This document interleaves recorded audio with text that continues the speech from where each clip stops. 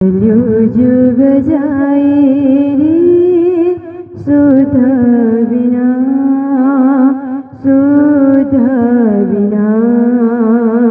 चलियो जुग जाए रे सुधा बिना, सुधा बिना। चलियो जुग जाए रे सुधा बिना, चलियो जुग जाए रे सुधा बिना, चलियो जुग जाए रे सुधा बिना, सुधा बिना। मूल प्रकृति मोहं थे उपजे तीनों गुण, उपजे तीनों गुण। सो पाँचों में पसरे हुए अंधेर चौदह भवन, अंधेर चौदह भवन। चलियो जुग जाए रे सुधा बिना, सुधा बिना। चलियो जुग जाए रे सुधा बिना, सुधा बिना।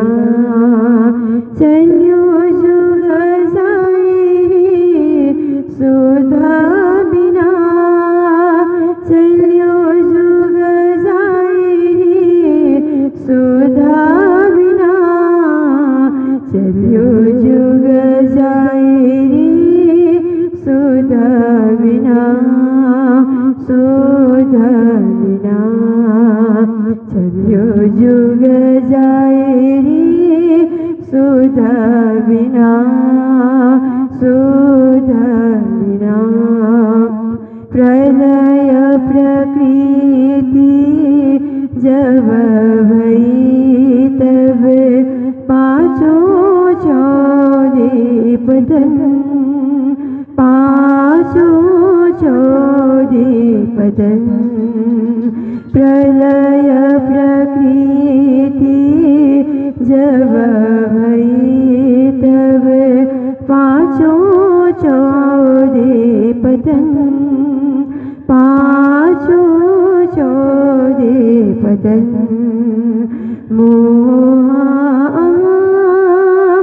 सब उड़ रहे सरगुण ना निर्गुण, सरगुण ना निर्गुण। चलियो जुग जाए रे सुधा बिना, सुधा बिना। चलियो जुग जाए रे सुधा बिना, सुधा बिना। मत सो गुरु पाइया जो करसी साफ सबन, देसी सुख ने चल ऐसी कबहु ना करी किन्न, ऐसी ना कबहु करी ना किन्न। बोलो कृष्ण कन्हैया लाल की, श्री निजानंद स्वामी की, श्री प्राणनाथ प्यारे की, महारानी बाईजुराज की, महाराजा छत्रसाल की, गुरुजी मंगलदास महाराज की, श्री कृष्ण प्रणामी धर्म की, तीनों पुरी धाम की, सर्व सुंदर साथ की। रे हो दुनिया बावरी प्रणाम। उपस्थित धर्मप्राण शिरोमणि सुंदर साथ जी, माताएं बहनें भाइयों, बहुत ही सुंदर अवसर, बहुत ही सुखद अवसर। देखिए, हमने खिलौने से जीवन को प्रारंभ किया, बचपन में बच्चा क्या चाहता है? खिलौना। खाने पीने को मिले तो उसके बाद बच्चा खिलौने से खेलता है। छोटा है तो छोटे खिलौने, थोड़े बड़े हो जाते हैं तो बड़े खिलौने, और बड़े हो जाते हैं तो गाड़ी भी चाहिए उनको खेलने के लिए, बाइक भी चाहिए, साइकिल भी चाहिए। खिलौने से खेल खेल करके हमने जीवन को प्रारंभ किया। खिलौने के साथ खेल करके हमने खड़ा होना सीखा, बोलना सीखा, चलना सीखा। और जब थोड़े से बच्चे बड़े हो जाते हैं फिर खिलौना छूट जाता है उनका, फिर खेल के साथ जुड़ जाते हैं। खिलौने से खेल में फुटबॉल खेलना, क्रिकेट खेलना, टेनिस खेलना, वॉलीबॉल खेलना, न जाने कितने प्रकार के खेल हैं ना। बच्चे फिर खिलौने से खेल में जब चले जाते हैं तो खिलौने को देखते भी नहीं है। उनको दिखा दिया जाए कि ये तेरे खिलौने हैं, बोलता है हटाओ हटाओ इसको। खेल के साथ फिर खेलने लग जाते हैं, कई समय तक खेलते हैं। फिर खेल खेलने का समय भी पूरा हो जाता है। कितना खेलेगा? 10-12 साल से खेलना शुरू करता है तो 25-30 साल तक वो खेलेगा। फिर खेलने का भी समय उसका निकल जाता है। फिर जैसे जैसे आयु बढ़ने लगती है खेल से भी रुचि कम हो जाती है। फिर अपने व्यापार से, बिजनेस से, नौकरी से वो लड़ता है, उनके साथ उसका युद्ध होता है। मान लो जूझना उनके साथ, कर्म से जूझना, कर्म क्षेत्र में लड़ते रहना, जूझते रहना, संघर्ष करते रहना। जीवन में संघर्ष तो है ही है, हर एक के जीवन में। बिना संघर्ष का जीवन भी किस काम का? संघर्ष तो होना ही चाहिए, समस्या के साथ जूझना। फिर उसके बाद आप देखिए धीरे धीरे प्रौढ़ अवस्था में वो फिर थोड़ा मित्रों के साथ रहता है, गपशप करता है, समय यापन करता है, परोपकार भी करता है, सेवा भी करता है। फिर वृद्ध हो जाता है। वृद्ध होने के बाद पहले खिलौने से खेल करके जीवन प्रारंभ किया, अब खुद ही खिलौना बन जाता है। उसको लेकर इधर जाना, हाथ पकड़ करके उसको इधर से उधर ले जाना। कभी कभी तो खाना भी खिलाना पड़ता है, खाने की शक्ति भी कम हो जाती है। फिर खुद खिलौना हो गया ना। जिसने खिलौने से खेला, आज बच्चे उनसे खेल रहे हैं, फिर घर वाले उनसे खेल रहे हैं खिलौना बना करके। खाओगे, सोओगे, ऐसे करके हंसी मजाक भी करते रहते हैं वृद्ध लोगों के साथ। तो यही जिंदगी है, हर एक के साथ ये जिंदगी का समय गुजारना पड़ता है। देखिए बचपन तो ऐसे खिलौने से अज्ञान अवस्था में शुरू होता ही है, पर जिन्होंने ज्ञान के साथ संघर्ष किया या ज्ञान के साथ जिन्होंने संयोग किया, समागम किया, ज्ञान गोष्ठी जिन्होंने की जीवन में, वो फिर खिलौना नहीं बनते हैं। वो वृद्ध होने पर भी उपदेश देते रहते हैं, ज्ञान देते रहते हैं। समाज में कैसे जीवन जीना, शिक्षा मूलक बातें, धर्म मूलक बातें, उपदेश मूलक बातें देते हैं। क्योंकि उन्होंने केवल खिलौने से, केवल खेल से नहीं किया खेला, उन्होंने ज्ञान भी अर्जन किया है, ज्ञानी बने हैं। तो जब तक होश है ज्ञान मिटता नहीं है, ज्ञान बना रहेगा, अनुभव बना रहेगा। ज्ञान से अनुभव भी मिलता है और अनुभव हमेशा बना रहेगा। तो अनुभव की बातें कोई कहे तो वो सबके लिए काम की बातें होती है, क्योंकि उसका जीवन का तजुर्बा है ना, जीवन का एक एक्सपीरियंस है। तो किसी के एक्सपीरियंस को सुन करके काम करना औरों के लिए भी फायदेमंद होता है, औरों के लिए भी एक भला काम हो जाता है। इसलिए हम चर्चा सुन रहे हैं ज्ञानी बनने के लिए, खिलौना बनने के लिए, खेल से प्रेम करने के लिए या संसार के कर्म से ही रुचि रखने के लिए नहीं, ज्ञानी बनने के लिए। ज्ञानी बन करके जगत को समझना, जीव जगत और ब्रह्म को समझना, ज्ञानी अति ज्ञानी बन करके, समझदार बन करके, ये हमारा जीवन का मुख्य लक्ष्य है। तो देखिए श्री प्राणनाथ जी महाराज के एक एक शब्द में ज्ञान है, एक एक शब्द में भाव है, एक एक शब्द में भक्ति है और एक एक शब्द में शिक्षा भी है। जगत की शिक्षा भी है, लोक की शिक्षा भी है, परलोक की शिक्षा भी है। तो राग श्री, आज जिस प्रकरण को हम सुनने जा रहे हैं इसमें राग सजाया गया है श्री राग। रे हो दुनिया बाबरी, खोवत जन्म गंवार। श्री जी महाराज कहते हैं अरे दुनिया वालों को उन्होंने संबोधन किया। और कहा जाता है कि ये प्रकरण श्री जी महाराज मस्कत गए थे।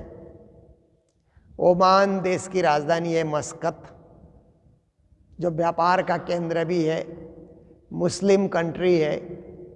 श्री प्राणनाथ जी महाराज क्योंकि उस समय भारत के व्यापारी ओमान में, मस्कत में, बसरा में, बगदाद में जाकर के व्यापार किया करते थे, क्योंकि भारत के व्यापारी उस समय प्रसिद्ध थे और भारत का सामान विदेश में बिकता भी था। भारत के कपड़े जाते थे, भारत से नमक इत्यादि, लोहे इत्यादि, भारत के मसाले लोग बहुत पसंद करते थे, क्योंकि विश्व में मसाले की खेती नहीं होती थी। उनको पता ही नहीं था कि मसाला डालने से स्वाद आता है, इसलिए भारत के लोग पहले से मसाला डाल करके, जीरा है, धनिया, मेथी, हल्दी, अजवाइन, देखिए ना बहुत सारे मसाले होते हैं ना, सुगंधित मसाले। तो ये भारत के मसाले विदेशों में बहुत जाते थे। विदेशी लोग जहाज में बैठ बैठ करके भारत में मसाले खरीदने आते थे। तो हमारे बहुत सारे व्यापारियों ने सोचा कि क्यों ना उनके देश में ही ये सब भारत का सामान वहाँ पर बेचा जाए। तो जहाज में भारत से सामान जाते थे और विदेश में ही दुकान रख करके भारतीय लोग वहाँ पर व्यापार करते थे।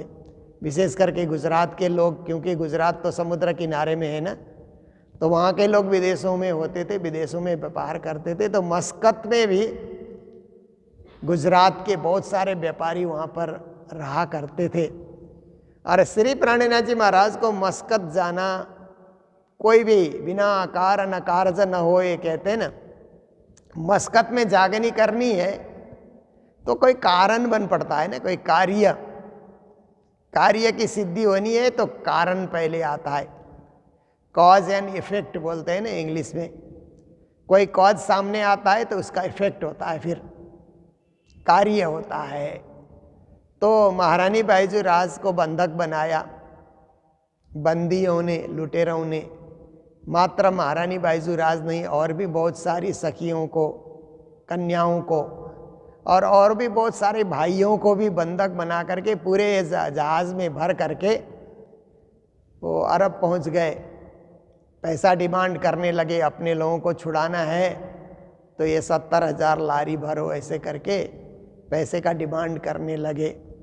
तो श्री प्राणनाथ जी महाराज उन सब को छुड़ाने के लिए, महारानी बाईजू राज सहित बंदी बने हुए सभी लोगों को छुड़ाने के लिए मस्कत गए हैं, अब्बास भी जाते हैं। एक कारण ये है, पर एक कार्यार्थम आगत्य कोटि कार्यम चकारः।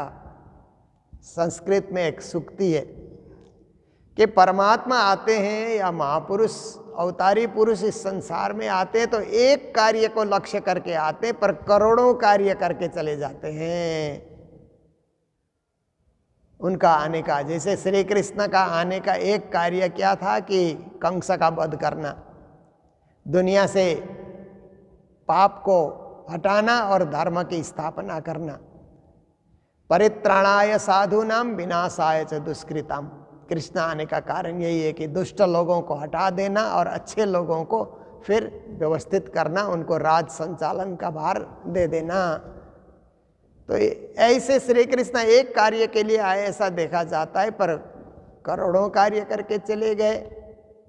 उन्होंने ब्रजवासियों को सुखी जीवन दिया, ब्रज गोपियों को प्रेम लक्षणा भक्ति की बातें बताई, और इतना ही नहीं, रास का अनुभव कराया। बहुत सारे असुरों का, छोटे छोटे असुरों का उन्होंने वध किया। असुर का वध ही नहीं, असुरों का उद्धार भी उन्होंने किया।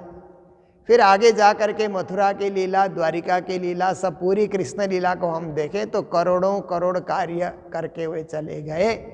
आने का लक्ष्य एक था, पर आने के बाद बहुत सारे कार्य हो गए। ऐसे ही महामती प्राणनाथ जी भी कहीं जाते हैं तो एक कार्य उनका है जागनी करना, ब्रह्म सृष्टि की जागनी करना। पर प्राणनाथ जी तो कहते हैं ब्रह्म सृष्टि और दुनिया देव रे जगाए।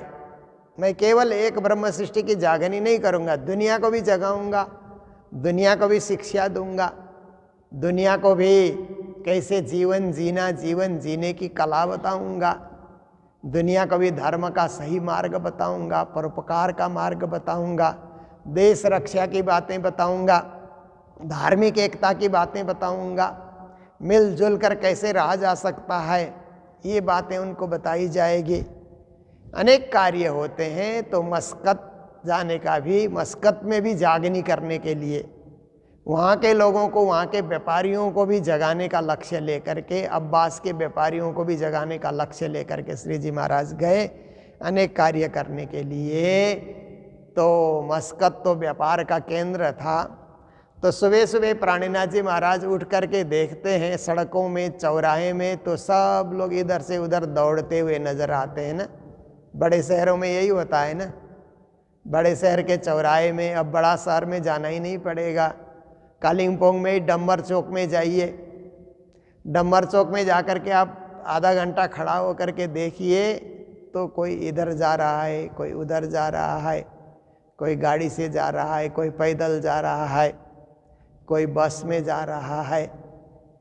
और सिलीगुड़ी जा कर के आप देखेंगे तो कोई एयरपोर्ट जा रहा है फ्लाइट में उड़कर जाने के लिए, कोई रेल चढ़ने के लिए जा रहा है, कोई बस चढ़ने जा रहा है, कोई रिक्शा चढ़ने जा रहा है, कोई पैदल ही जा रहा है, भागम भाग सुबह से। किसी को सब्जी की ज़रूरत है, किसी को राशन की ज़रूरत है, किसी को और कपड़े लत्ते की ज़रूरत है, कोई सामान की ज़रूरत है, जहाँ जैसे ज़रूरत है। इसीलिए लोग सुबह से, सबका अपना अपना काम है। ऐसे लोग मुफ्त में कोई सुबह सुबह बाजार नहीं जाता है, शौक से नहीं जाता है, मजबूरी से जाता है। कोई भी कहीं बंधा हुआ है तो मजबूरी से बंधा हुआ है, शौक से नहीं बंधा हुआ है। शौक से तो वे जाते हैं जो व्यसन इत्यादि करते हैं, सिगरेट बीड़ी इत्यादि शराब इत्यादि का सेवन करते हैं, वे बाजार शौक से जाते हैं। बाकी लोग तो मजबूरी में जाते हैं, उनको ज़रूरत है।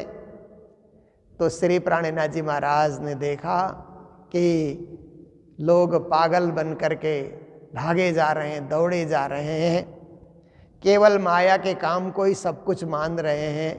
ऐसे लोगों को श्री जी ने संबोधित किया, केवल मस्कत के लोगों के नहीं, सारे विश्व के लोगों को। मस्कत तो एक माध्यम बना, सारे विश्व के लोगों को श्री जी महाराज ने समझाया। रे हो दुनिया बाबरी, अरे दुनिया वालों, पागल बन करके, बाबरी पागल को कहा जाता है ना, पागलपन आ जाना। क्योंकि धर्म के तरफ तो झुकाव नहीं है, माया के तरफ ही झुकाव है, तो ये भी एक पागलपन है। मेरा मेरा मेरा करना, ये भी एक पागलपन है। इसीलिए कहते हैं, अरे दुनिया वालों, क्या पागलों की भांति खोवत जन्म गंवार, ये मानव जन्म कितना दुर्लभ है। श्वास श्वास की कीमत है। जब श्वास निकलने लगे अंतिम समय में तो 1000 लाख खर्च करने से भी श्वास वापस नहीं मिलते। ऐसे अमूल्य मानव जीवन को खो रहे हो, गंवा रहे हो, बर्बाद कर रहे हो संसार के पीछे, दुनियादारी के पीछे। पागलों, कुछ होश में आ जाओ, कुछ सुनो। मदमाती माया की छाकी, जैसे मद पिया हुआ होता है ना, तो मद पिया हुआ शराबी लोगों को देखिए तो कैसे मद से अलमस्त हो जाते हैं ना। और माया की बातें करने लग जाते हैं। ऐसे ही दुनिया भी माया का मद पी करके, माया का मद दुनिया वालों ने क्या पिया? काम, क्रोध, लोभ, मोह, ईर्षा, द्वेष, छल, कपट, तेरा मेरा, यही माया का मद है। ये लोगों ने पी लिया, क्योंकि बचपन में ये सब चीज़ें नहीं होती है ना। जैसे जैसे लोग जवान होते जाते हैं तो ये सब दुर्गुण भर जाते हैं। बचपन में दुर्गुण होता ही नहीं है। बचपन तो एकदम पवित्र होता है, स्वच्छ होता है, निर्मल होता है। जैसे छोटे छोटे बच्चों को आप देखिए, कोई भी गोदी में उठा ले खुश हो जाते हैं बच्चे। कोई भी चॉकलेट इत्यादि दे तो खाने के लिए तैयार हो जाते हैं। पर बड़े लोगों में तो ईर्षा, द्वेष, हम ये उसका दिया नहीं खाएंगे, इसके हाथ से नहीं खाएंगे, ईर्षा, द्वेष, छल, कपट बहुत होता है बड़े लोगों में। अहंकार भी बहुत होता है, द्वेष की भावना भी, मद मत्सर की भावना भी। ये सब बड़े होने के बाद तो इसी को मद करके श्री जी महाराज ने कहा। तो इस मद में मस्त हो करके दुनिया वालों क्या भटक रहे हो। और छाकी अलमस्त होना, सुनत नहीं पुकार। श्री जी ने वहाँ भी पुकार लगा करके कुछ समझाना चाहा, पर लोगों को फुर्सत नहीं है, क्योंकि लोग माया में व्यस्त हो जाते हैं तो फुर्सत कहाँ मिलती है। फुर्सत तो तब मिलती है कि भक्ति के शरण में जाएं। कहते हैं ना, बुद्धम शरणम गच्छामि, धम्मम शरणम गच्छामि, संघम शरणम गच्छामि। बुद्ध ने पाठ पढ़ाया। जब बुद्ध ने ध्यान करके बुद्धत्व को प्राप्ति किया, पहले तो सिद्धार्थ नाम था ना, बाद में गौतम बुद्ध बने, तो उन्होंने ज्ञान से परिपक्व होने के बाद उन्होंने कहा कि बुद्धम शरणम गच्छामि। ऐसा सोचो कि हम बुद्ध मतलब ज्ञान के शरण में जाएंगे। और धर्मम, उन्होंने पाली भाषा है, धर्म को धम्मम ऐसा करके लिखा है। धर्मम शरणम गच्छामि, मुझे धर्म के शरण में जाना है। संघम शरणम गच्छामि, मुझे संघ के शरण में जाना है। हमारा संघ है सुंदर साथ की मंडली, उसी को संघ कहा जाता है ना। तो इस ओर आकर्षित जो व्यक्ति है वो तो माया के मद से बच जाता है, परंतु जो केवल संसार में है, जिसने धर्म और संघ को और मुक्ति को जिसने नहीं पहचाना है, वो तो माया में ही अलमस्त बना रहता है। और कितने जोर से आवाज़ लगा करके उसको गीता सुनाओ, भागवत सुनाओ, वाणी सुनाओ, सुनने को तैयारी नहीं है, क्योंकि उसने अपने मन मस्तिष्क को तैयार नहीं किया है धर्म की बातें सुनने के लिए। अपनी छाया सो आप विभूति। फिर श्री जी महाराज कहते हैं कि अपनी छाया से ही आप भूला हुआ है, और अपनी छाया को कोई पकड़ नहीं सकता। आप देखिए, आप चलते हैं तो आपकी छाया साथ साथ चलती है ना, प्रतिबिंब कहते हैं ना, परछाई। आप चलते हैं तो सूर्य की रोशनी आने से आपकी परछाई आपके साथ साथ चलती है, पर परछाई पकड़ने के लिए कोशिश करो तो परछाई को कोई पकड़ नहीं सकता, पकड़ने की चीज़ ही नहीं है। आप जितना उसको पकड़ने आगे बढ़ो, परछाई और आगे जाती है और आगे जाती है। कभी उसको किसी ने दुनिया में पकड़ा ही नहीं अपनी परछाई को। ऐसे ही माया को भी कोई पकड़ नहीं सकता है। व्यक्ति सोचता है मैंने पकड़ लिया, पर पकड़ में आने वाली चीज़ माया नहीं है। तो श्री जी कहते हैं सब इसमें भूले पड़े हुए हैं, प्रतिबिंब में फंसे पड़े हुए हैं। बल खोए चली हार, अपने बल को संसार में गंवाए जा रहे हैं। संपूर्ण बल शक्ति माया के काम में लगा रहे हैं, भक्ति में, सेवा में, सत्संग में और समाज के संरक्षण में वो बल का खर्चा नहीं होता है। दुनिया के लफड़े में, दुनिया के झमेले में, दुनिया के झंझट में बल को गंवाए चले जा रहे हैं, और अंत में हार करके निकलते हैं। फिर इतना परिश्रम करने के बाद, इतना मेहनत करने के बाद भी अंत में लोग हार करके, कुछ नहीं मिला, कुछ नहीं है व्यापार में, ऐसा करके भी लोग हाथ जो है मसलते हुए, हाथ घिसते हुए लोग आते हैं हार करके। आग बिना जलत अंग में, और चिंता रूपी अग्नि शरीर में जब सुलगने लगती है तो आग की कोई ज़रूरत ही नहीं पड़ती है। आग से तो हम प्रत्यक्ष रूप से बाहर से जलते हैं, भौतिक रूप से जलते हैं। चिंता से अंदर ही अंदर जलते हैं, चिंता से अंदर ही अंदर हम परेशान हो जाते हैं। चिता चिंता द्वयर मध्य चिंता एव गरीयसी चिता दहति निर्जीवम चिंता दहति सजीवकम। इसलिए हमारे शास्त्रों ने कहा, नीति शास्त्रों ने कहा, चिता और चिंता में चिंता ही बलशाली है, क्योंकि चिता तो निर्जीव को जला करके भस्म करती है, चिंता जीवित को जला करके, जीवित आदमी चिंता से जल जल करके परेशान हो जाता है, मानसिक रोगी हो जाता है, फिर उससे कुछ किया नहीं जाता, ऐसी स्थिति हो जाती है। तो श्री जी महाराज कहते हैं आग नहीं है पर आप जल रहे हो, अंग में जलन, आपके अंग अंग में जलन का अनुभव हो रहा है। जल बल हो तो अंगार, और जल जल करके आप अंगार बन रहे हो। जैसे लकड़ी जलने के बाद अंगार हो जाए ना, तो उसका कोई अस्तित्व नहीं रहेगा। ऐसी स्थिति मनुष्य की हो जाती है दुनिया के थपेड़ों में, दुनिया के झंझट में, दुनिया के फंदों में, माया के इस जबजाल में जब लोग फंस जाते हैं तो अंगार की तरह हो जाते हैं, उनका अस्तित्व गायब हो जाता है, उनका चेहरा मुरझा जाता है, कार्य करने की क्षमता गायब हो जाती है, ऐसी स्थिति हो जाती है। इसीलिए श्री जी महाराज हमें बार बार समझा रहे हैं, संबोधन कर रहे हैं कि जागो जागो, ये जागने की बेला है, उठने की बेला है, जागने की बेला है, समझने की बेला है, अपने आप को सुधारने की बेला है। ऐसे इस सुंदर बेला में हम सब लोग जागृत होकर के सत्कर्म करें। तो इन्हीं शब्दों के साथ आज का भी हमारा प्रातःकालीन चर्चा का समय पूरा हो रहा है। हम लोग पर्वों से ही चल रहे हैं, दीपावली, गोवर्धन पूजा, भाई टीका, भैया दूज, ये पर्वों का ही सुंदर अवसर चल रहा है। और मंगलधाम में भी पर्व ही पर्व हम लोग मनाते आ रहे हैं, सुंदर साथ गोवर्धन पूजा का आनंद ले रहे हैं, लेंगे। और इसी के साथ और भी कार्यक्रम यहाँ पर, सुंदर और सुखद कार्यक्रम यहाँ पर होते रहेंगे। तो आज के दिन यहाँ पर भंडारे की सेवा जो मंगलधाम में हमें मिलते रहती है, सज्जन समुदाय यहाँ पर नाश्ता की, भंडारे की सेवा देते रहते हैं। तो आज के दिन सुबह नाश्ता की सेवा जलपाईगुड़ी निवासी संजीव सिटानी और रेणु सिटानी के अपने पुत्र वेदांत सिटानी का जन्मदिन के उपलक्ष्य पे उन्होंने प्रदान किया है। और मेहर सागर का पाठ करने के लिए भी उनका आग्रह है। उनको बहुत बहुत बधाई, मंगल बधाई देते हुए, मैं जब विदेश यात्रा में था तो हैरिसबर्ग में खड़ानंद जी मिले थे, जो हमारे सिलीगुड़ी आश्रम के विद्यार्थी और अभी वहाँ विदेश में हैरिसबर्ग में रहते हैं। तो उन्होंने लच्छी माया पोखरेल और नंदीकेसर पोखरेल के नाम से भंडारा और आरती के लिए उन्होंने सहयोग दिया था, सेवाएं उन्होंने भेजी थी।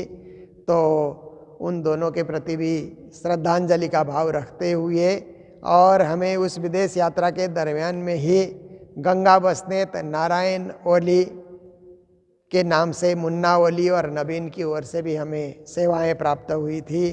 तो ये जिन जिन का भी नाम यहाँ पर आया, उन सभी के प्रति श्रद्धा भाव रखते हुए और जिन्होंने भंडारा दिया उनके प्रति मंगल कामनाएं व्यक्त करते हुए आज की चर्चा को यहीं विराम दे रहे हैं। जय जयकार के साथ बोलो सतगुरु महाराज की, श्री प्राणनाथ प्यारे की, सर्व सुंदर साथ की, श्री धाम के धनी की। अपनी छाया सो आप विभूति, बाला खोए चलिहार, आग बिना जलत अंग में, जल बला होता अंगार, जल बला होता अंगार। बोलो श्री प्राणनाथ प्यारे की, सद्गुरु महाराज की, श्री धाम के धनी की। प्रणाम।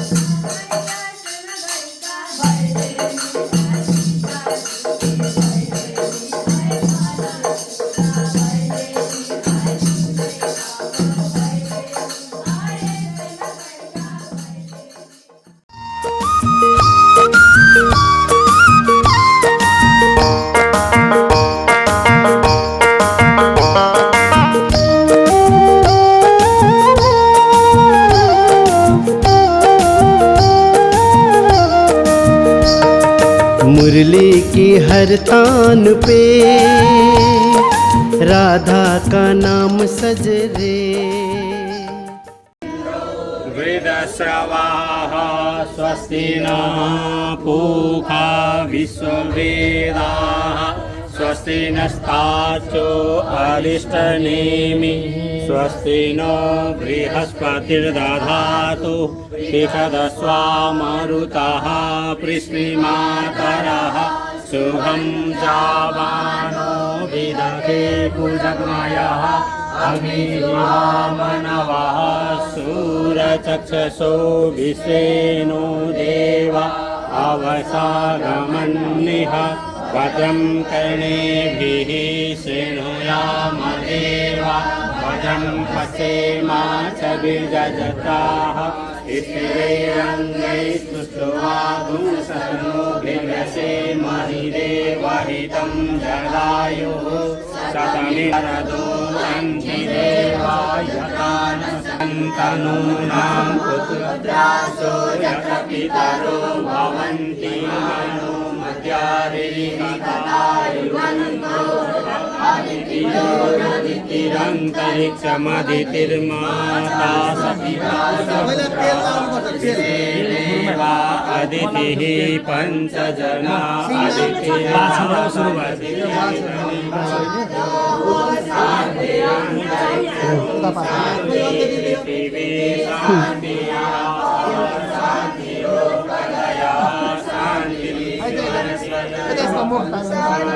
ब्रह्म शांति सर्वं शांति शांति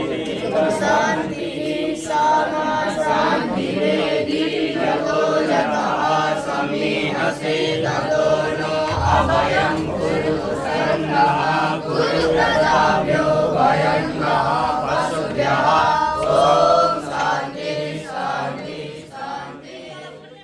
मुरली की हर तान पे राधा का नाम सज रे। बंसी का दर्द मगर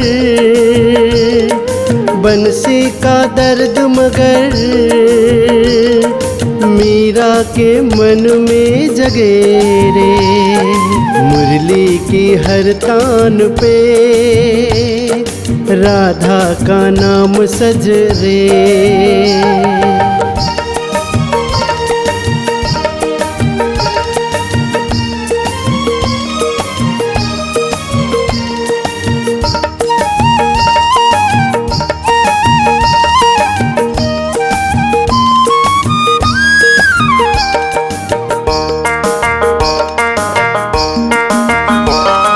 राधा को संग मिला मीरा ने हंस हंस के बिरह का जहर पिया।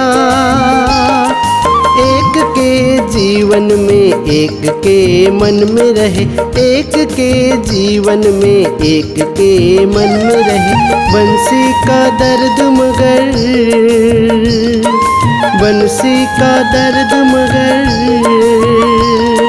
मीरा के मन में जगे रे।